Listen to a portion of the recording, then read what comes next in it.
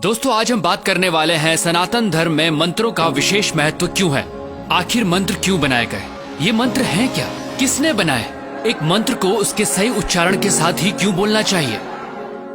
नमस्ते दोस्तों, सनातन सोच के इस वीडियो में आज हम बात करने वाले हैं मंत्रों की।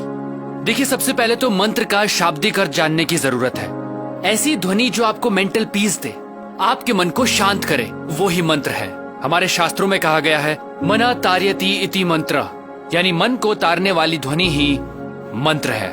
दोस्तों सनातन धर्म में मंत्र जपना हजारों सालों से चला आ रहा है। वो ऋग्वेद के तीसरे मंडला के 62 सूक्त का गायत्री मंत्र हो जो ऐसी वाइब्रेशंस पैदा करता है कि इंसान के साथ साथ सभी पेड़ पौधों और जानवरों के लिए भी लाभदायक है।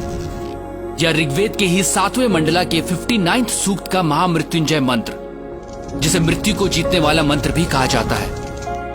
और भी ऐसे कई वैदिक मंत्र हैं जिन्हें चैंट करने से हमारे फिजियोलॉजिकल और साइकोलॉजिकल फंक्शंस यानी शरीर और दिमाग पर पॉजिटिव इम्पैक्ट पड़ता है।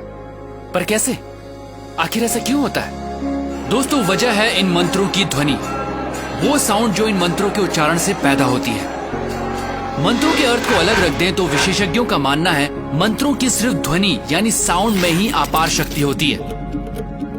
कुछ साउंड प्योर होती हैं और कुछ इम्प्योर, और ये डिपेंड करता है उनकी वाइब्रेशंस पर। और जैसे कि अल्बर्ट आइंस्टाइन ने भी कहा, everything in life is vibration. Modern science ने साउंड और लाइट दोनों को वाइब्रेशंस ही माना है। अब अगर आपको साउंड को लाइट में बदलना है तो फ्रीक्वेंसी को आपको 40 ऑक्टेव तक बढ़ाना होगा, और तब जो आपको वाइब्रेशन मिलेगी वो ट्रिलियंस ऑफ साइकिल्स पर सेकेंड होगी, और वो एक लाइट के रूप में आपके सामने होगी। महान योगियों ने साउंड को लाइट में बदलने का काम अपने शरीर के भीतर हमेशा से किया है दोस्तों, और वो मंत्रों के माध्यम से ही हुआ। दोस्तों इस वीडियो के माध्यम से हम आपको ये नहीं बताना चाह रहे कि कौन सा मंत्र आप पर क्या प्रभाव डालता है, बल्कि हम मंत्रों की अद्भुत शक्ति के बारे में आपको बताना चाहते हैं। और इसे सिर्फ रिलीजियस चश्मों से नहीं, साइंटिफिक अप्रोच से देखना पड़ेगा। मंत्रों के साउंड आपके लिए लाइफ के नए डायमेंशंस खोलते हैं। ये ऐसी साइंस है जिसमें आप साउंड की मदद से अपने आसपास और अपने अंदर एक खास एटमॉस्फेयर बनाते हैं, जिससे आपका माइंड एक्टिवेट होता है। लगातार मंत्रों की चैंटिंग से न सिर्फ फोकस बेटर होता है बल्कि मेमोरी और अटेंशन भी बढ़ता है, क्योंकि मंत्र आपके ब्रेन सेल्स एक्टिवेट करने में हेल्पफुल साबित होते हैं। अगर मंत्रों को सही उच्चारण सही फ्रीक्वेंसी के साथ बोला जाता है तो न सिर्फ ब्रेन को प्रॉपर ऑक्सीजन पहुंचती है बल्कि ब्लड प्रेशर भी कंट्रोल में आ सकता है। और ये भी साबित हुआ है कि खास मंत्रों को चैंट करने से ब्रेन का लेफ्ट और राइट हेमिस्फेयर सिंक्रोनाइज होता है।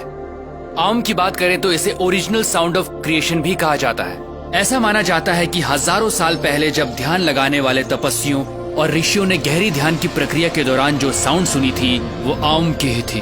और फिर आम तो सनातन धर्म का प्रतीक ही बन गया, क्योंकि सनातन धर्म में इंसान हमेशा से तपस्या और ध्यान लगाकर स्वयं की उत्पत्ति और अंत की खोज में अपना जीवन जीता आया है। दोस्तों आपने कई योगियों और तपस्वियों को सिर्फ हमिंग पे मेडिटेशन करते देखा होगा, वही हमिंग साउंड जो आम बोलते समय सबसे आखिर में निकलती है। दोस्तों साइंटिफिक रिसर्च में ये भी साबित हुआ है कि सिर्फ हमिंग से, जी हाँ सिर्फ हमिंग से आपकी बॉडी में नाइट्रिक ऑक्साइड का प्रोडक्शन बढ़ जाता है। नाइट्रिक ऑक्साइड एक खास कंपाउंड होता है जो नर्वस, इम्यून और कार्डियोवास्कुलर सिस्टम्स में होने वाली कई प्रोसेसेस में हेल्प करता है। ये बात सनातन धर्म में करीब 15,000 साल पहले से भी चली आ रही है। तो दोस्तों ये कहना जरा भी अतिशयोक्ति नहीं होगी कि ऋषि मुनि उस काल के साइंटिस्ट ही थे जो लगातार ह्यूमन बॉडी को अपग्रेड करने के तरीके ढूंढ रहे थे, और मंत्र उन साइंटिस्ट्स के एक तरह के टूल थे। अगर बच्चों को मंत्रों की इंपॉर्टेंस समझाई जाए और बचपन से मंत्रों की चैंटिंग की आदत डाली जाए तो उनके ब्रेन का डेवलपमेंट एक अलग लेवल पर होगा। दोस्तों यही तो सनातन धर्म है, ऐसे तौर तरीके जिन्होंने इंसान का जीवन जीने का तरीका बदला। सनातन सोच के माध्यम से हम आपको वही मशाल थमाना चाहते हैं जिसे हजारों साल पहले हमारे पूर्वजों ने प्रज्वलित किया था। क्योंकि दोस्तों हमें लगता है वर्तमान में सनातन सोच की आवश्यकता है, क्योंकि यही हमारा भूत है और यही भविष्य। मैं हूं अमित ड्योंडी, प्रणाम।